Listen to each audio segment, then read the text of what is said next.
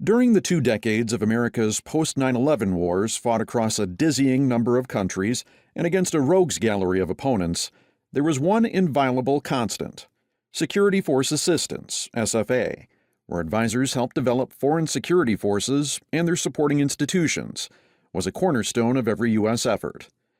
Indeed, Security Force Assistance was such a core component of the U.S. exit strategy in Iraq that President George W. Bush explained, "As the Iraqis stand up, we will stand down." Seen as a reflection of a new way of war, as well as an economical way to reduce costs and American casualties, SFA became a part of U.S. doctrine and force structure.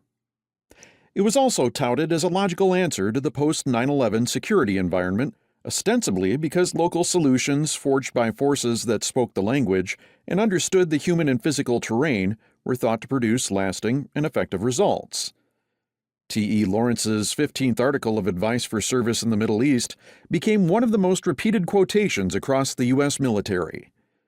Do not try to do too much with your own hands. Better the Arabs do it tolerably than that you do it perfectly. It is their war, and you are to help them, not to win it for them. But most of the U.S. efforts to build effective partners proved catastrophic failures.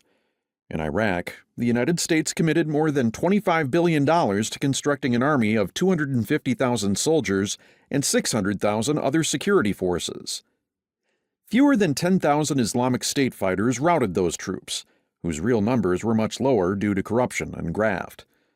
Coalition forces spent an astounding $83 billion on training and equipping Afghan security forces, only to watch a near repeat of the Iraq experience. In both cases, the victors held parades with scores of captured American equipment. Despite those colossal military disasters, however, small pockets of host nation forces performed admirably.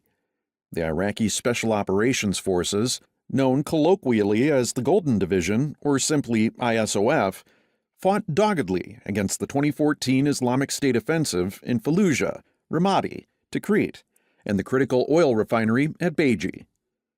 At Beji, they conducted an air-mobile assault, seizing the key terrain ahead of ISIS, but were then quickly surrounded. Unable to be resupplied or evacuate casualties, they continued fighting for a week, even after the Islamic State offered them free passage in exchange for withdrawing. Their retrograde operation across northern Iraq delayed Islamic State fighters enough to allow a motley coalition of U.S., Iraqi, and Iranian forces to block the militant group's advance.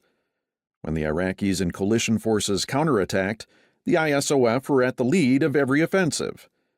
In Mosul, the unit took 40% casualties, but continued to attack enemy strongpoints, even though that should have rendered them combat ineffective. Without the ISOF, Iraq could have collapsed and might not be a unitary state today.